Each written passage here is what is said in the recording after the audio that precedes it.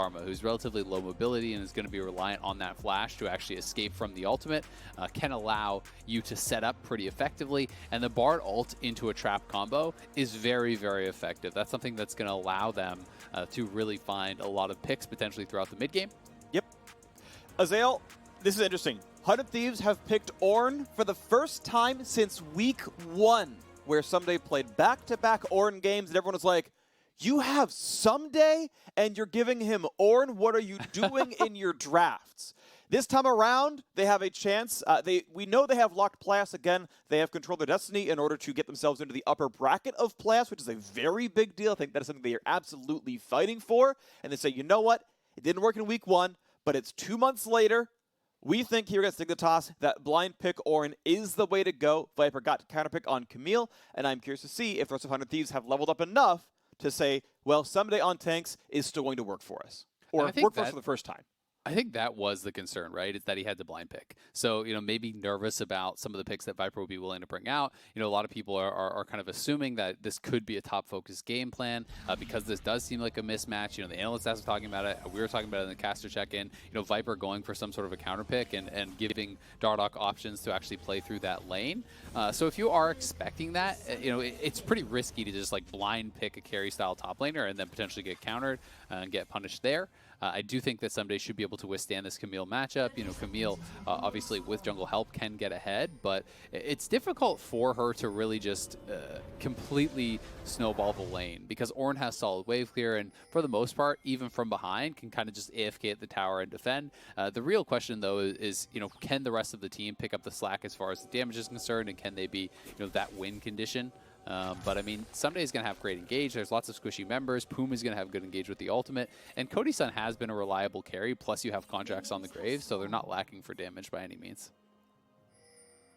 Cool to see Sett mid here again as well. And we'll see what can happen now as Dignitas, once again, for those of you just joining us, backs against the wall. Dignitas must win here for a chance at playoffs or they are gone. Their season is over. And we will wait for 2021 to see Dignitas play League of Legends ever again. Ssumday and Viper, trading a few blows in the top side. Grasp for Viper will make him a stronger laner.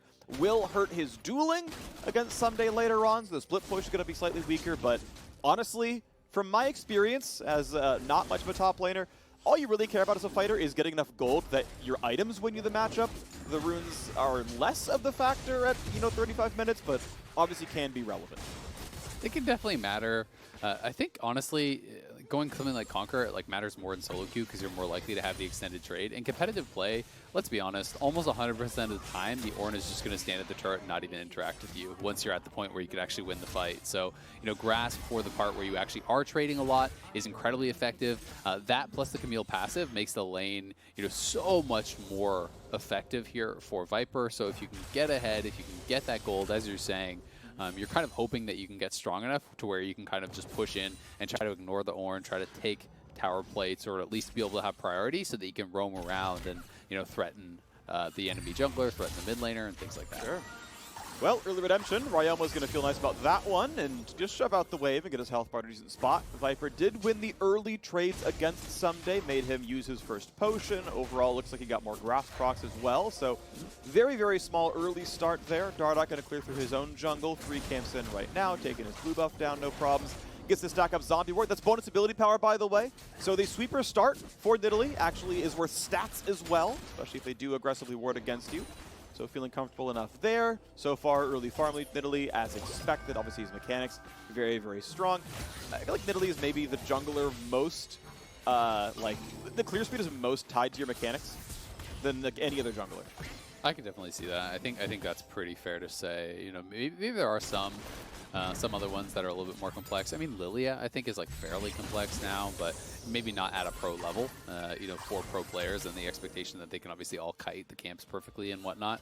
I could definitely see Nidalee being the most difficult in that regard. But Dignitas, yesterday, we also have to remember, they were actually playing pretty well against Cloud9. That was a fairly winnable game. They did end up falling down. But they had a respectable showing. Fenix was actually going for a full tank Sett. So this is Sett mid back-to-back. I do think that, again, it would make sense here for him to go full tank. He's really the only true frontliner on the team. They have a lot of damage from the rest of the squad with a, pretty much pure damage top laner, and even Karma as well as the Nidalee are going to be adding in some extra damage there. So I would like to see him just go full tank again and try to play as that front line. Yeah, totally agree. I think there is a lot of damage in this lineup, and I really do think you can get everything all the way through. Dardoch going again for an aggressive play, and that's a stun. They're going for the fight right now. Ssumday could sidestep, flashes because he's going to take so much more damage from Viper, but it still might mean this Gromp is taken away. It's leashing around. They kill another ward. Dardoch gets even more AP from those zombie wards coming through. That's got to feel great for him. The question is he going to get stopped? And really, no. Contractz going to the other side of the map. He might take Wolves. He's got Raptors up for himself, but he is not contesting that Gromp. And that is a camp poached away by Dardoch. Dignitas, great early jungling. Doing very well. And honestly, as Contractz, until you see Viper showing back in the top lane, you don't even have an opportunity to go over there, because then you would just be flipping a coin, because you don't know if he's actually sitting in the blue buff brush, waiting for you, and then you could get hookshot over on you and a pretty easy kill. So Contractz had to be more defensive from that situation. Ssumday forced to flash. Viper is back up in the top lane now, but Poome's in trouble. Damage on Poome. He's already burned the heal. One audible kill him against the neutral, and that's going to be just enough. But now Cody Sun, force one away, gets some hot cocoa. Q going to land if he wasn't going to flash, and that is a huge lead in the bottom lane for Aphromoo and Johnsun. That is massive for Dignitas here. Viper now in a little bit of trouble. We'll be able to back it up, but you go towards the Bard, you do gain that extra utility, but you don't have that straight up laning prowess that a champion like Karma can. And you can see Cody Sun had been poked out quite a lot here.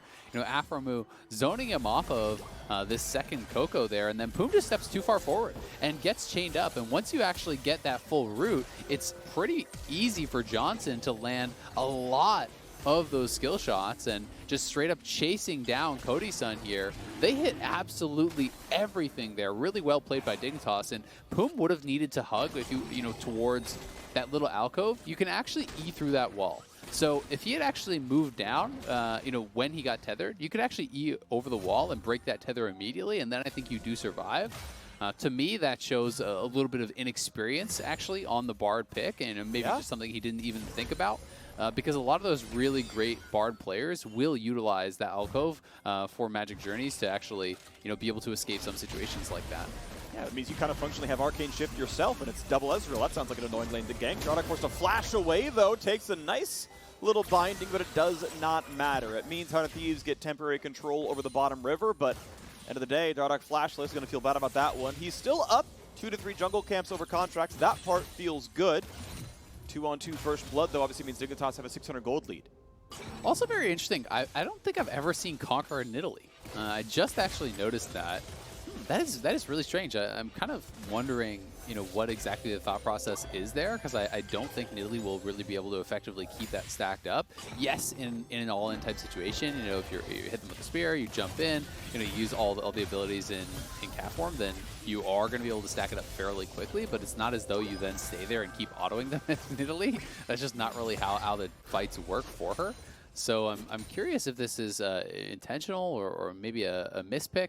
But definitely seems very atypical. I'm looking up for solo queue data, and yeah, pick rate and win rate are both exceptionally low for Conqueror. Yeah. So it could be that he's like, actually, I'm going to be the late game Ssumday split push champion, but this almost feels more... Feels like it's weird. Like, I don't know what it would be around, because if you're against a tank jungler, I could see it. Yeah. Yeah, this feels like a misplay, but obviously, like, if, we can ask about it, I'm sure the people online who are tweeting about, the goals of this one, better junglers than me, but we have a fight now, again, and it's damage onto Fenix. He's at about 1k, but he's healthy enough, obviously, has the Magic Mantle, gonna go Spectre's Cowl first item, and shouldn't be a big deal. Looks like he is just gonna be itemizing towards probably full tank. I think it is smart here.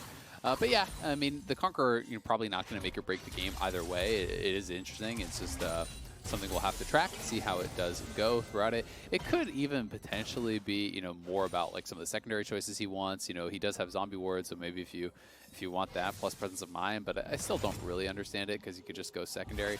Either way, we'll see how this does work out for Dardoch. But things looking pretty good for Dignitas in the early stages. They are winning lanes. Kind of across the board. Yes, farm is just about dead even here in the bottom lane, but Dignitas does have the kill. They're up a bit of farm in the top lane. They're up farm jungle. They're up a little bit of farm mid lane. So could be feeling pretty happy about that. Nia pings, hey, mid laner, left lane. We don't know where Nidalee is. Be careful. They walk away from the turret momentarily, where they realize, okay, Okay, they're on Drake. We saw Ezreal walk up. It's fine, we can take the farm after all. But it does still mean Dignitas mostly through bot lane pressure. Phoenix shoves a single wave, and it's like, yep, that's Drake because we've been crushing you down on the bottom side now. This has been really, really nice again. Kudos to Aphromoo for the setup. Yeah, sure, a misplay from Poome, but still credit where it's due. A good play out there. Means bot lane control now for Dignitas. Top lane fighting back and forth. CS pretty equal in Viper. Now feeling a bit bad about this one. Ult's going to come in from Ornn. Flash is going to go the correct direction. Wait till he directs it, see where it's going. Do it reactively. Viper stays alive, but that is now a flash missing. And no TP to get back to lane. He's going to lose this wave most likely. Or maybe one eventually, because that is still a low health bar on that top laner.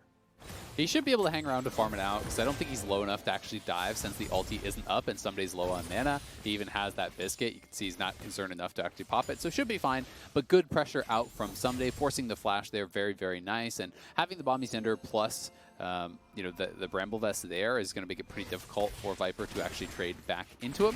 You can see Viper with the early Sheen here will be rushing towards Triforce, not making a pit stop there for something like the Tiamat. You know, a lot of times people will like to go Tiamat in matchups that they can't necessarily punish because that gives you, you know, really powerful wave clear, allows you the ability to just push this out and then roam and try to make things happen with your jungler. But when you go Triforce, your straight up dueling is more powerful, and it gives you the option to freeze if you can put the wave in an advantageous spot. So we'll see if Viper can make use of that. Yeah, so far checking in, you know, 6 CSDF on the top side, not a lot of jungle attention either way. Obviously kind of picked for Camille, hoping for more to happen later on in this game. Phoenix takes a little bit of damage. Cleanse Burn for the extra little spell damage there as Phoenix chunks him back, finds a stun. Dardoch jukes the stun, and now it is a magical opportunity to get Poome out of danger. Gold difference still stays 600. Pretty flat game so far, but of course that extra Drake picked up means that timer started. Dignitas are 18 minutes away from a soul if they can stack the Drakes up. It's also worth noting that Aphromoo actually did go Spell Thieves here. We've been seeing almost no Spell Thieves still in the LCS, despite the fact that it did get a pretty significant buff as far as the mana regeneration. So Aphromoo will be a little bit more squishy as a result, but you're going to have the additional mana to work with, and Ryoma looking for him here. Aphro is sleeping. They can chunk him, and they do. Contractz grabs the kill, flashes back over the wall. Phoenix hits some damage apart, but that's it. And they get a Herald, but they lose their support. 100 Thieves on the board. Seems like an okay trade, but it did feel as though Dignitas maybe could have actually peeled off and given him a little bit of help. Perhaps they're just making the call there that he's going to die either way, or we can't win the fight if we do peel, so they just commit to that Rift Herald and do end up taking it down. But you know, Aphro was just kind of stuck over on the side by himself there, and you know, didn't receive really any help from his team, so it does end up going down. But at least for them, they finished that Herald, and we'll see how much gold they can get back from it. Well, of course, the gold now tied once again, but yes, you're going to expect to see 2 or so plates dropping down. 1 plate dead in the bottom lane, so initially I'm looking down there. Poome does not have his ulti up for a while, right? They saw that one burn not long ago, so you're not going to get the Herald charge immuned by that spell, so that's actually something to really kind of think about. Is, yeah, look, you might get 0 out of the charge. Why not just cast it now and make sure you get 300 gold? Yeah, and there's also, you know, another half plate or so has been taken, and Herald can do like almost 2.5 plates. You know, if you do get that maximum damage out. So right now, if they dropped it, they might even potentially get 3, but Ryoma is on the roam here. Contractz is in the area, so until Phoenix actually draws Ryoma back towards that mid lane, they probably would be pretty hesitant. But Nidalee can just kind of show up and just lane with you for a little bit and be fairly annoying, throw spears, and look to actually find that angle to drop the Herald, which probably should be now. Yeah, they're going to put the damage in. I think once you chunk this plate, you just summon it and you say, hey, it's good enough. Realistically, at this point, this is a decent summon. But they're waiting it out, and at this point, they've now kind of missed the window. Because next wave you can summon this on, you have the chance of Poome interrupting the charge and preventing that 2,000 true damage, the guaranteed to plate pickup if he's quick on the trigger, sees it coming, and lands the ult, and he's in the right lane for it. I think they probably just didn't have a timer on the ultimate, to be honest. People are pretty infrequently going to time ultimates like that. I think, you know, even at the competitive level, I do agree it's something that is important to actually track. But still, you don't see people always being that comfortable playing around it. I think they're just kind of operating under the assumption that he had the ultimate the whole time. They're playing like that, so may not even be able to get it down before the plates do fall. We'll see if Dardoch does actually drop it quickly, but I do think this is a misplay for sure to not actually get that turret plate gold whatsoever. All right, well, it's going to be 300 gold left on the table, maybe 160 if that plate was going to die anyway, and they'd only get 1 more, but No recall stop. Back to the base they go. A little bit left on the table, but still a game that is close back and forth. Dignitas know this is do or die. That will always, I think, or at least almost always, weigh on your mind a little bit. And people will say, oh, one at a time, whatever. But in general, my experience is like, you kind of know when the game matters, and it's just in the back of your mind no matter what, and that can just affect you. It for sure can, right? You can sometimes play a little bit more hesitant. Some players do rise to the occasion, and that's really something that is kind of one of those intangibles. It's hard to place value on people who are just kind of those clutch players. But 100 Thieves rushing this down, and doesn't look like Dignitas could be here. Javelin lands, but not enough to kill it. So that's going to be Drake picked up behind the Thieves. Now a fight happens. Phoenix, big front line there, gets the punch, gets the shield, gets out. But now is there going to be a re-engage? Health bar is getting a bit low, but only a stun from Ssumday and a disengage. 100 Thieves get the objective. They do not lose a player. They get out. This time they see, okay, Temper Fate is definitely gone. We can summon Herald into the mid lane. Their turret will get to about 1/4 health, but without a full push, their turret will live. Credit to Poome, though. He actually had a great ultimate on the engage from Dignitas, getting both of the members of Dignitas' bot lane. So there wasn't really any follow-up there to actually come through after Viper and Phoenix and everybody kind of went in. So it was a really well-played ult. Most of the time you kind of are looking towards those ults for catches, and some of those defensive ultimates can get overlooked. But this was a good one from Poome that I do think saved them a couple lives. All right, well, the lives are saved. It's still 1-1 in kills, 1-1 in Drakes, and still 0-0 on turrets. We have items coming through. Trinity Force now done for the top laner. Viper gets his first power spike. He is obviously against the expected armor stacking build, Russia Bramble Vest by a Sunfire Cape. Tabby's probably coming soon here for Ssumday. He is built to be able to handle his Camille, and Ryoma to be able to grab his blue buff there. Nice little invade by Contractz, make that one happen. A little bit of damage onto that, or not an invade rather. Sorry, I got my sides backwards, but regardless, gets his own buff. Aphro runs away. I've got to say, I like the builds from both the tanks thus far. There is magic damage on both teams, with the Nidalee, a little bit from the Ezreal and also the Zoe. But I do think because the consistent damage, the real threat towards those tanks is actually physical, you can't just rely on the flat health that you have to keep you alive against champions like the Zoe and like the Nidalee, and just build towards health and armor, which is what both these guys are doing. The only MR that Phoenix actually grabbed is in his Merc Treads. He's grabbed the Bombi Cinder for some health, as well as the proc there on CC, and he's going straight towards the Deadmans. And likewise, Ssumday is just stacking that armor, knowing that he really has to be able to survive more through the Camille and the Ezreal.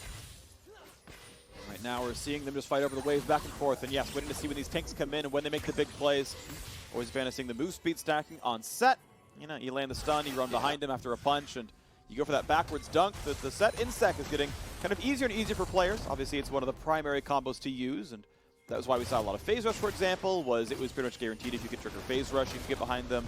Fleet footwork is a better laning rune because you get the sustain. You can do somewhat similar things with the move speed burst. And now as the lanes move around 17 minutes in, first turret finally goes down to 100 Thieves pushing through there. And now a quick dive into the mid lane. Ryoma brings a stopwatch, knock down the turret, they'll get him. And Ryoma, he flashed into the Mystic Shot, and he's going to go down. A kill in there for Dignitas.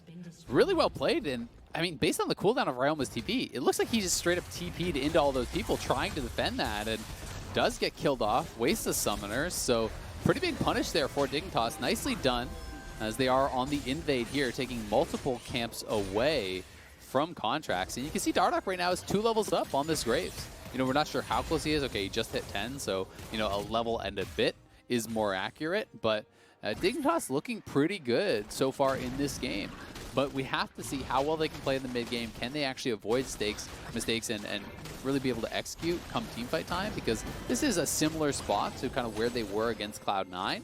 And we need to be able to see them execute better than they did against them to close this one out. All right, well, look at the game state right now. 1,200 gold lead to Dignitas, fighting for their playoff lives. And they're going to hope that Cloud9 can beat CLG to keep them alive. That's going to be tomorrow. Regardless, it is 100 Thieves hoping to find some factor of a comeback. Infinity Edge is done for Caitlyn. Sadly, she is stacking attack speed. Not only is Azael's second item, I'm thinking, but also lethal tempo. That is way more attack speed than Caitlyn needs. I definitely disagree with the build, but regardless, they're still playing around that as a primary carry. Obviously, several tanks in this lineup. Bard is kind of a tank, to be honest. I know that sounds kind of weird, but that's kind of still how I factor him. Obviously, the Ornn on the top side means they're not relying on Ssumday to be the damage carry. It's all on Ryoma and Cody Sun. And you can see them pushing through the mid lane again. I would say with this build, I'm not really, down to count Bard as a tank. If you're doing the Dead Man's Rush, I think it's, it's more kind of that idea. But I don't think that the runes alone are going to make up for how squishy you are with Redemption Bobby Boots build, right? So we still have to see you play quite carefully when you go for these builds. I think this style of build for Bard is just higher risk, higher reward than the Dead Man's. You do obviously have the additional utility. Redemption can be extremely powerful, but if you misposition yourself, if you get caught out, then you can get burst down incredibly fast. Now we got a pressure now in the mid lane once again, as you've got this wave getting dropped down. The Herald is in. This turret will not die to the Shelly charge, but it'll be some damage. About half the health will go away. A couple of autos come in. 25 gold over to Johnsun. We'll see if mid lane can eventually crack, but 1,600 gold difference puts Dignitas ahead, and these teams now grouping around the third Drake to spawn. There's a Cloud map, there's Cloud Soul eventually, and you can see Contractz now getting the free fire onto this Drake. A big chunk onto Johnsun means maybe Dignitas going to give this one away. You can see Ezreal just sticking in the mid lane, and they will not even try. 100 Thieves going to grab Drake number 2. Yeah, and I think just based on Viper's positioning, they weren't actually interested in really going for that. Viper just was continually pushing up on that top side, but now a catch onto Dardoch. Can they get it? Can they find a stun? Can they find some chunks? Only a slow one to Phoenix on their Javelin. It's Cody Sun. Of course, Viper still hitting that top side. All 3 outer turrets have been slain at this point. Ryoma chunked on a half HP. Sleep on a Phoenix. Decent damage, but he's still a pretty tanky man. And there will not be a kill picked up. Dignitas have grown their gold lead to 2.1 thousand off of split pushing. They will happily bleed away a Cloud Drake and take the turret gold instead. Ssumday chunks bottom a little bit, but will not finish the turret. They have lost, I think, the last 2 dragons now, but because they did, ground that Infernal, obviously it's still quite a long way away from the soul there for 100 Thieves. And I think Dignitas in general feels like, with the Nidalee, with the Camille, they probably want to be more focused on the split push, more focused on getting catches, because Graves as well as the Ornn are going to be more effective in the team fights than their counterparts, very likely, unless you can find some sort of incredible flank. So we'll see how Dignitas does want to play this out, because if the game does stay at a relatively even gold lead from here on out, they are going to be forced to start coming to these dragons and contesting, and maybe at that point the 100 Thieves can take over. Drowsy, bit of damage, happens to sidestep Dardoch and going back in, but now a big trade comes in, pulls him in, out of the Redemption, heal too late for the flash, Ryoma goes down, Dardoch claims the kill, but a re-engage for Ssumday means Dardoch is going to have to be real careful with this one. 300 health left on him, trying to flash away a kill for Johnsun. 1 trade back though, it's a 2-for-1 so far. How about the re-engage? Dignitas have a hard way out of this one, as there's Tempered Fate, there's Aphromoo ready to be stunned up, but not just yet. In goes Johnsun, more damage onto Poome, he's running out of health! And Johnsun takes him down onto a rampage. Ssumday now 1 versus 4. He's running out of time as well. Double kill comes in for the Ezreal, and there is just not enough damage to chunk down these champions. Finally, Aphromoo goes down to the ulti out of Cody Sun. Level 12 onto him, but he is the only man left alive on his team.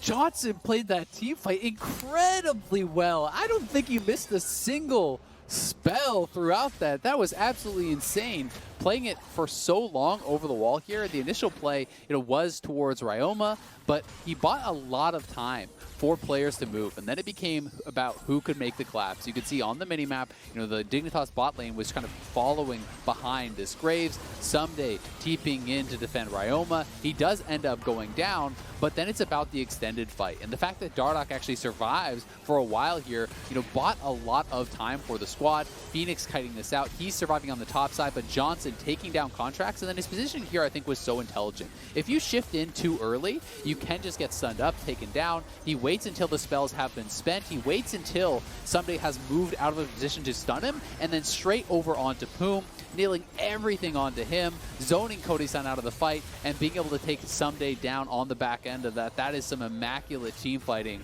from Johnsun. Fortunately for Aphromoo, Phoenix cannot get back in time to defend him, but a bit of split focus from 100 Thieves, I think, did kind of hurt them there. They got baited into the low health bar of Phoenix, but when you have an Ornn and a Bard chasing down this full tank Sett who is at low health and is having a tremendous amount of health regeneration coming through, you may not be able to finish them off, and in this case they weren't. Okay, so look at this game now. 3,000 gold lead for Dignitas. Yeah, they're down a Drake count right now, but this has got to feel real comfortable. 5 kills on the Ezreal. He is getting closer and closer to Death's Dance. CDR, obviously a great damage stat for the champion, and obviously lifesteal pretty nice as well, getting harder and harder to kill. Sunfire Cape now completed for Phoenix. The front line is real durable here. Viper going to find his battle against Ssumday. loses the shield, goes for a stun, decent damage, and tries to cut away from the brittle and play that one a little bit slowly. As they're now playing around this side of the map. Aphro's going to get over the wall. Snipe going to come in and nearly the kill. I think the Graves ult missed or Aphro was dead. I'm not sure. It looked like it hit to me through, that was just through a shield.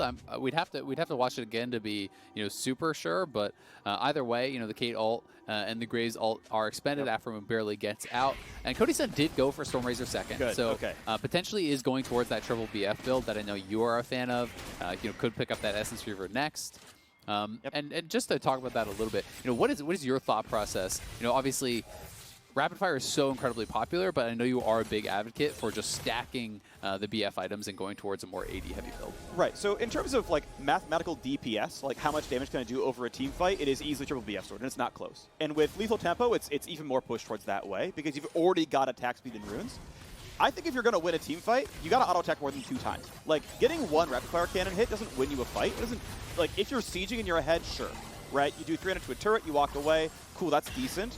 But you're not killing Phoenix, and you're not killing Viper unless you're autoing them 8 times. So what's rapid-fire cannon doing by giving you 1 auto is basically the way I consider it here. So I think in this game, so if you're against no tanks, sure, but you're against tanks here. Anyway, a fight for the bottom side. Ssumday finds a stun, but he's going to find himself in a 1 versus 3. Dunk backwards, still gets a knock, but only onto 1. The health bar is getting lower and lower. Where's his team? It's nowhere to be seen. Dardoch finds the kill. Ssumday defends a turret to his death. And Ryoma just had a terrible TP there. Maybe Ssumday was thinking, okay, the defense is going to come in from the squad. Poome is in the area. If Ryoma actually TP'd to a minion instead, he arrives. He TP'd to a turret that had about 5% health left, and it just, of course, gets burst down before he can arrive. So all of a sudden, there's no backup coming through, and they are able to grab the kill, the tower, and the dragon here. Remember, how the Thieves are on the hunt for an upper bracket berth. We'll watch this one more time. So this is that previous replay where Aphromoo almost got picked off. We can maybe watch closely here and see if this ultimate did hit. Yeah, it hit. That hit for sure. Okay. Yeah, the explosion blew up on him. Okay. Yeah. So that's just the monster shield, which obviously is pretty powerful from the Karma. So barely enough to keep him alive. But you can also see how these two champions do have pretty good range. If Zoe can actually land any sort of poke, the Graves ultimate over top, especially with the little bit of lethality that he has, and Caitlyn ultimate, when you are going for these AD heavy builds in particular, is very threatening. Cody Sun not going towards the Essence Reaver will be that rapid fire. And yeah, I mean, I think it's just kind of the discussion of which do you prefer more, the utility or the straight up raw DPS. If you are looking more for a poke style victory, then rapid fire can be effective. But you're against Nidalee, who can heal through that. Ryoma may be in trouble here on that side lane. Well, it's some damage and a sleep and a big chunk. Dardoch's at half. Of course, he can heal back up. He's got a Fiend. He's going to be okay with all of this. But Phoenix chunked down a little bit as well. Ryoma trying to find his way back into this game. Right now, only on 2 items in the Zoe. No flat pen, outside of Sork shoes, no death cap. It's going to take him some time to get up there. The Zonius is a defensive purchase. It is lower DPS as a result. Now seeing the top river being fought over. Scuttle already controlled by 100 Thieves for now. 2-2 on Drakes means Soul's not happening until, 35 minutes or so in this game at the earliest. So we're going to have several fights to go to decide who's going to win this one. Still a 4,000 gold lead for Dignitas. And Dignitas has bought themselves a lot of time to get things done in the side lane because they've taken a couple of these dragons. They have pretty strong poke. And Dardoch, I actually really like the build here from Nidalee. I think, going for the pure damage build, team may be in some trouble here. So, oh, that is a lot of damage. And it's Ryoma. There's his zone. That's why he bought it. It's going to help keep him alive. Johnsun can't get back in. And this better be a stun. You better catch this guy. The flash goes nowhere. But a double stun, they find a kill. Goodbye to Karma. Now Phoenix running backwards as well. Redemption over the top. Puts down his own shield. Runs away from this one, but 100 Thieves get the 1 for 0. Aphromoo, 0, 3, and 5. Aphromoo going down there, did kind of move forward, trying to, I think, defend Johnsun from potentially some of that poke. Viper now, maybe caught out. Stormrazor is nice, right? That's that little slow utility. You like that one. You like to see it, but look at this. Dignitas say, hey, we just saw 3 people bot lane. Viper's baiting them around the map. Let's go for this one. Dardoch and Johnsun will do plenty of damage here with Phoenix tanking. Going for the play now. Contractz sidesteps thanks to Phase Rush. He's going to get away. Poome shows back up here as well. Kind of Thieves can fight back for the wards. And this is potentially risky when you do go for those plays. Sometimes there is a chance for a counter Baron. It's not going to happen here, but with Johnsun, Phoenix, and Dardoch all chunked a little bit, there is always that risk of it. But Dardoch, after the first jungle item, going towards the Thieves does allow you to have a lot more utility in these team fights. And Zonius can actually work as somewhat of an offensive item on the Nidalee, because it can allow you to actually jump into the back line and not just be throwing your life away. If you can hit that spear, you can jump in, get some big damage down with the pounce as well as the execute from your Q, and then just pop into the Zhonya's and be fairly disruptive. It allows the pounce cooldown to come back up and potentially you to escape after that. So a lot of use for that on Dardoch, and he has been farming very, very well. He's level 14. And has been kind of just, keeping up with a lot of the soul laners over on 100 Thieves. He's got more than either of the farming tanks, right? He's above the Ornn, he's above the Sett. He's above, he's close to Zoe. She just got another wave, so Ryoma's in a decent spot. But yeah, this man has a lot of gold. He's got some decent levels there as well. He's equal level with both bot lanes, and of course in pro play, supports tend to leave the lane and give more of that XP over. Another BF sword coming in for Cody Sun. I could see Guardian Angel making sense. You're against a Camille and a Nidalee. There's a lot of dive out there. Obviously, you could easily go for Essence Reaver and continue to stack crit, which would be 100% on the build, which would feel good as well. Either one, I think, makes sense based on what you think is going to happen in this game.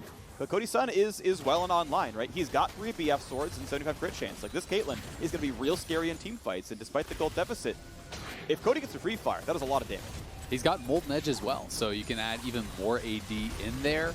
This guy is going to be very, very strong. Unfortunately for Ssumday, there's no other items to upgrade right now. No one else has built them, and it is Dignitas looking for an engage here. Okay, ulti on to Ssumday. He's going to tank as long as he can, but the health bar is getting lower and lower. One clip on him, looks for the stun, gets 2. Is the re-engage good? Johnsun takes some damage and heals right back to full. Thank you, Death Dance. Thank you, Nidalee. They cannot kill backline from 100 Thieves. Johnsun will always stay alive.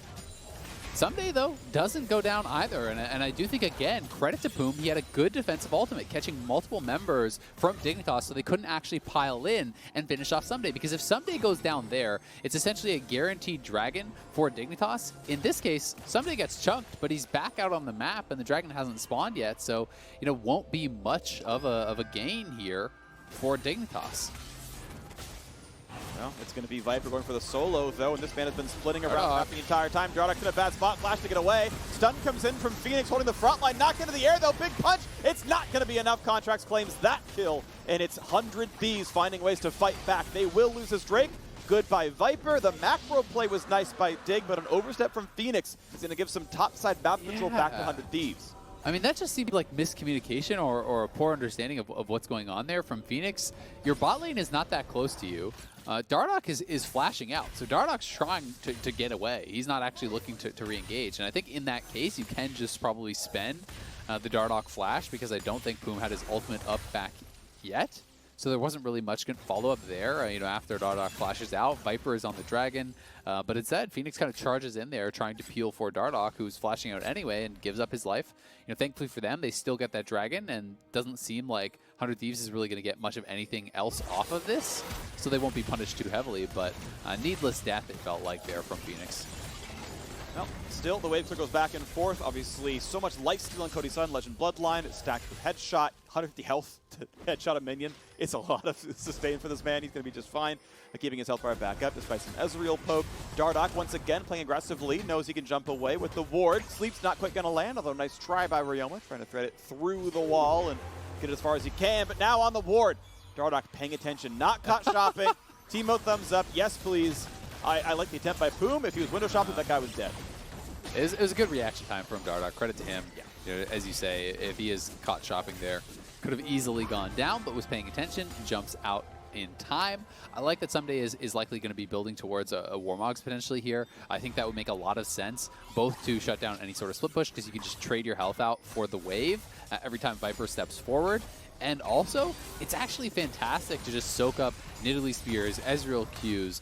When you're setting up for dragons and when you're setting up for team fights, you can just walk in and tank all of that initial poke damage and shrug it off very easily with the Warmogs. So, makes it like a lot of sense, I think, both in that side lane and the team fight sort of setup. Well, upgrades available now for Ssumday as Contractz gets his Black Cleaver. Ludens and Zhonya's are both options, and Redemption in there for Poome means he's going to get the Redemption upgrade now. That is the least bonus gold of upgrade. Support items only get about 500 gold efficiency. You get close to about 1,000 for, farm items, but still going to give Poome some extra stats. That'll feel half decent. Stone Plate now done for Fenix. That's going to be really nice as well. Bloodthirster actually the pick for Cody Sun, so very defensive there. I can see that. I like getting crit, but again, it's a way of saying, no. I'm going to make sure I'm not going to die. It helps him duel against Viper if he does get jumped on. Again, I think they're all defensible options based on how you think the fights are going to go. And so it's a tremendous amount of lifesteal, and the shield on Bloodthirster I think is often overlooked too. So that can be pretty effective. He's not actually playing with Overheal, so he doesn't have that. In addition, he is playing Presence of Mind this game, but it is going to give him the ability to stack up the shield very easily, to shrug off Poke incredibly easily because he does have all of that lifesteal both from this plus Legend Bloodline. So will be pretty darn powerful in these fights, and he did actually go Gathering Storm as well. So he went for the Scaling Rune. We have crested that 30-minute mark, so he's getting a tremendous amount of AD at this point in the game. Yeah, feels pretty good. I like this. It's gonna be a really solid 4-item build. I really do like Caitlyn a ton in endgame builds. Personally, I take her over Ezreal in a lot of situations. Yeah. Obviously, Johnsun has a lot of safety, but with VT, RFC, Caitlyn has these amount of that as well. It's going to feel comfortable. Viper goes for his trades, has managed to get a small level lead, has a farm lead as well, but be careful. He's still getting attacked by Ssumday. Chunks him back, goes to half HP, and now he's got to kite away. 3 people in the bot side. Hunter Thieves has collapsed back down towards Viper, but he's walked away. I would actually like to see Viper just ignore Ssumday. Spend your life to hit the turret, because that's a Warmogs on Ssumday. So that he's about to have, rather. He doesn't have it quite yet, so excuse me. But I don't think you can actually really kill off Ssumday unless you have such a long time to actually go 1v1 against him. So I'd rather he chunks for the turret, but they are starting this up, and with the rotation coming over, they saw the blue orb, they see that Baron getting ulted by the Bard, so they will just back it up and buy more time here now for Viper, who knows that he is alone in a 1v1 down there. Easy damage through Ezreal. Chunks, Ryoma to half HP. There you can see it. Viper just goes for the turret itself, goes to half HP, feels comfortable. He knows the entire team is pulled over, right? He's like, okay, 4 people mid. I know I'm not going to get killed by Ssumday. I will trade half my life bar, and then he will heal back to full off the next wave. And the next wave, that turret is dead for the same trade. Exactly, right? And the Krugs are even up, so he can go over there and he heals up off that. You're playing double lifesteal, so trade your life for turret damage. That is going to be more permanent there than that damage onto Ssumday, who now does have that completed Warmogs. But they're starting this up again. They're drawing 100 Thieves over. They do see Contractz, so they know it is that extended 1v1. And again, they'll just pull off every time 100 Thieves comes over here. They just need to buy time for Viper. The dragon is spawning, though, so I'd like to see Dignitas move over towards that, grab that soul for themselves if they can. And yeah, to your point, Viper is already moving over there. He's looking to try to start this up, but the rest of the team needs to come unless they're willing to make a trade. They're trying to force 100 Thieves in between Baron or Dragon. Where do you go? And they are moving towards the Baron, so Dignitas will have to pull off this again, but this is buying so much time for Viper to finish this. And this is actually a really strong macro showing from Dignitas. That they are playing a very good game here. This is perfect. Really, really good stuff from Dignitas when you needed it most. Your playoff lives are on the line. They get the Dragon Soul, and Viper can choose. Do you go bot or do you go team fight? And he goes bot. They are sticking with the plan. Dignitas know what it takes to win, and they are sticking to the plan for the last 10 minutes. Viper pushes on the bot side. The rest of the team pushes 100 Thieves off of the river, and look, they're right back on. Dardoch is healing them back up. Aphromoo hates them around the map. Dignitas are playing this so well. Viper is going to knock down the inhibitor now. The 4-on-4 at Baron. Yes, Johnson's running out of mana. That means he has to be respectful a little bit more. But the inhibitor is gone, and Viper is still fighting Ssumday. Dignitas, I am happy to see this coming from you finally here at the last possible game of the regular season. The inhib is gone, the Dragon Soul is claimed, and Viper is doing so much work on this top lane Camille. This is fantastic play from Dignitas here against 100 Thieves. They have been looking really, really good, and 100 Thieves felt so pressured that they couldn't actually answer on both sides, that they just kind of went for this YOLO Baron, but they got poked off it immediately. There still is a tremendous amount of damage that can come through from this Nidalee and from this Ezreal, so they're really kind of walking this line very effectively between committing to the Baron, being close enough that 100 Thieves always has to respect that rush, and never actually being in range for the engage. They've dodged the Bard ults when they did come through. Poome has that up again, so they've got to be really careful about that. I think, honestly, one of my problems here with 100 Thieves and how they're playing this is it feels like Poome is going for the priority targets of Nidalee and Ezreal, who have abilities to actually get away from the ult. You need to just take Karma, someone who's going to have to expend the flash if you throw that ulti towards him. All right, 100 Thieves on the Baron, and it looks like Viper isn't coming. They know Viper's bot side. They know they can ult in. They can go for this play. They are going to claim the Baron, and now it's Phoenix in the front line. Tanky, but not tanky enough. He's going to go down. But they need to get back to base. Thankfully, Baron recalls are only half the duration. It's only 4 seconds. They will save their Nexus, and they finally group together. But I wanted to see if the conversation could move to 100 Thieves. We know what the Dig game plan is. It's split you apart. It's send Viper to the side lane and just find the objectives. 100 Thieves need to get together as 5, shove the wave enough that they can group and pull Ssumday with the squad and take that fight. They found a fight. They found a Baron. They found a kill on Fenix. 100 Thieves. You must keep finding these aggressive plays. And there's now nowhere for Dignitas to even bait them, right? So for the next couple minutes, Viper can't really split push that effectively because what do you threaten if people actually collapse over onto Viper? There's nothing on the map right now. You know, Elder is down, Baron is down, so you're going to have to be waiting for that next objective to come back up for them to be able to get into that type of position. We'll see if they want to try to contest here or just hope that Viper has enough threat to really make things happen on the side lane because their wave clear over on the Dignitas side is very poor in their 4-man squad. Viper just looking to ignore Ssumday here and just try to rush this down. We'll be able to knock that turret down. But what you want to see Ssumday doing, you know, if he gets in the same situation that he was in the bot lane, is actually step forward. Don't wave clear the minions at your tower. Walk out, clear the wave, lose a bunch of health while Viper is hitting you, but then back off, let the Warmogs regen up, and then do it all over again. You know, the Warmogs will heal you up every time for that wave. And if you allow Viper to come to the turret first, then he's not going to have backdoor protection. You know, the tower is not going to be focusing him, and he'll just shrug off your damage. So he has to play that a little bit differently, and we'll see if he can do that going forward. Alrighty, here comes the attempted siege. Top lane pushed in. Top lane tier 2 can be the target, and still a minute left on the Baron buff. The gold difference is only 2,000.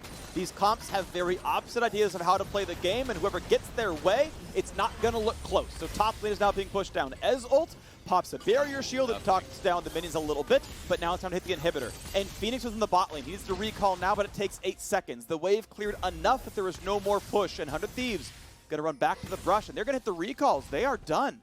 They took a turret, and they're done. They've got to get back to mid lane. Mid lane tier 2 is gone. The exact same turret they killed was answered back by a Dardoch split push. Bot lane's got to be answered here. The Baron buff. I mean, it's not even any more gold than the Baron itself. They just can't get enough done as Dignitas just keep playing around the map. It does feel like they're too hesitant to commit to something. Like, I feel like when you have Caitlyn, you can have your 4-man squad up there. Viper was in the base. Just send Ssumday down to the bottom lane. Fenix is not going to end the game as a full tank Sett. Ssumday had TP. There's no reason that he couldn't just been down there answering that side lane push while you siege with your 4-man squad. You have Caitlyn. That's what this is for. And Caitlyn, with this much damage in the kit, is going to blast through those towers. So I do think that it was a little bit of a mistake to not actually attempt to go for that play, to try to knock down the inhibitor, because even the best engage is actually Fenix, and he couldn't, you know, really punish Cody Sun because he wasn't there.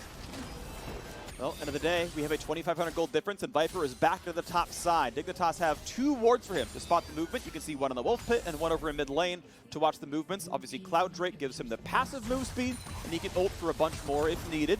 Cody Sun waits around. Is there a fight down here? Is he going for this turret? He is not. But if he did, you got to believe that Ssumday and Cody would combine for a likely kill.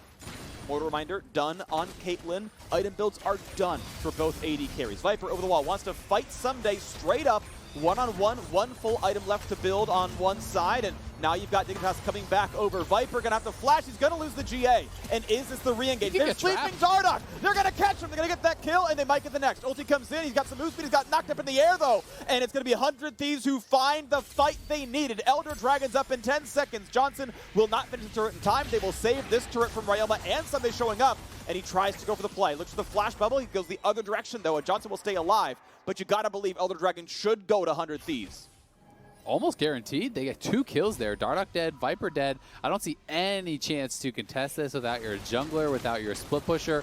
They really don't have anything going. And despite the fact that Dignitas have played a great game for a really long time, you know, giving up the Baron, getting caught there and going down is putting 100 Thieves securely in the lead. Now, Cody Sun is so strong at this point, so when he actually caught up to Viper, Viper goes down incredibly fast, and that was Viper's flash, that was Viper's GA, and now it is the Elder Dragon push, so there's no way the 100 Thieves are going to pull out of this one. They could potentially end the game with this type of push. It's so hard to actually fight into Elder Dragon. Elder Dragon, and you want 5-on-5. Ssumday's ulti back up in 3 seconds. They're going to try as best they can, but they're running low on minions. They're going to be cleared out by Johnsun, so they cannot push any farther, at least not right now. The wave is gone. Good play by Aphro. Chunks it down. He loses some health, but there's like a cannon minion left. So Aphro, good play. You did what you needed to do, but can you live? The question is, can you live? Viper pushed in the bottom side, but he's like, no, I think I need to recall. There could be a fight right now as Phoenix is going to get attacked. He's not going to get caught just yet. They can't sleep him. They can't stun him. They can't knock him up. He's going to get away. And so, once again, into the bottom side. Viper pushes in the wave, but again has to say, well, what if they're coming around? Walks by a ward. This means 100 Thieves knows where he is. They know he's in the bottom jungle. They've recalled Cody Sun. He's not getting attacked. They knew where the Camille was roughly. And we will get another standstill. We're going to wait again. Elder Dragon on for 1:15. Baron alive in 10 seconds. But we know Viper wants to push back down bot side. Does not get spotted by the Scryer's blue. Dardoch gets a red buff. Doesn't mean a whole lot for him. Baron is back on the map, and Viper is ready to push in the bot side. I'm surprised Dardoch even took that, to be honest. The red buff is great on Ezreal, so that seems pretty weird. But Viper fully committed to the split push. He actually TP'd down to bottom lane in the midst of that play when Aphromoo was cutting the wave. So honestly, Aphro cutting that wave was massive. They do have Bart and Caitlyn down on that bot side, so if Viper mispositions, you can potentially catch him, but they are moving up towards this Baron now, and this is the window where Viper has got to get something done. He's got to draw someone to him because 100 Thieves are going to potentially start up the Baron just like they did last time, and if they do that, Dignitas has to decide, are we committing to the fight? Are we committing to the split push? Very early ulti just for wave clear here, but Viper doesn't know where people are. He has no vision, and he hasn't seen the bot lane in a really long time. I mean, look at their wards. Their wards are only on their side of the map. So he has to operate under the assumption that Bard is behind him, that Caitlyn is behind him. And as a result, he is really, really playing it far back. And Cody Sun is actually trailing Ssumday. He is hoping that Viper will see Ssumday, engage on him for a trade far outside of the base. And if he does that, he's likely dead to Cody. Okay, he's going to try out. Cody hits a he should see the which Scryer. Actually, yeah, you can see it even in Fog of War. So they know someone else is over there. Said, okay, no one else is coming through. This is not, us getting baited into a 2v5, because that's a game loser if it happens. Says, okay, out we go. Once again, playing around the side. Viper is TP-less. Ssumday will have his first. Ssumday's ultimate back as well. He's got 38 CDR to his ultimate right now, and now we got to see the push towards the Baron. They've got the team together. Dardoch, can you steal? That's what it's down to, because Viper's not going to come fight. He might just be dead. Afro's going to tank the shot. Ulti's not quite going to land from Graves. Can he go for the steal? He probably shouldn't even try. Spike comes through, but again, Viper is in the base. He's going to try to end it, and True Shot Barrage is going to stop all the recalls. Dardoch can land a Q. Luden's Echo's going to stop it again. You got to be kidding me. But he's not anywhere near. He doesn't have minions just yet. He's still not yet going for the Phoenix end is game. going. Not just yet. Dardoch gets stunned up, but no one's recalling yet. Someone's got to get back. Someone's got to get back. They've got two. They brought in Johnsun. They're going for it now. Dignitas kept Viper in the lineup, and he won him the game. Dignitas are still in the running for playoffs. What an ending! Johnsun hitting everyone with the True Shot Barrage there, stops every single recall. And then Dardoch with the jungle items, the Luden splash off of that, he had it charged up. So when he hits the spear, not only does he get the kill, but because that was back, it interrupts everyone. And then Phoenix, full tank Sett, you're going through that barb portal. You don't care if you die at that point.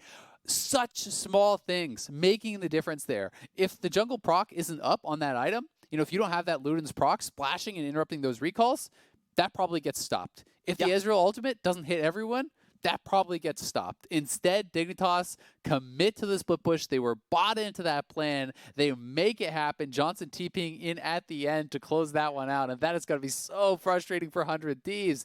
Their chances at making, upper bracket and fighting for that more heavily do fall a little bit further away. And Dignitas keeps their playoff hopes alive here. What an ending.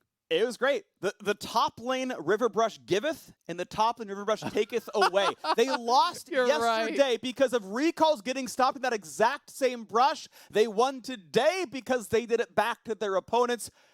Credit to Dignitas. A great game plan executed the whole way through.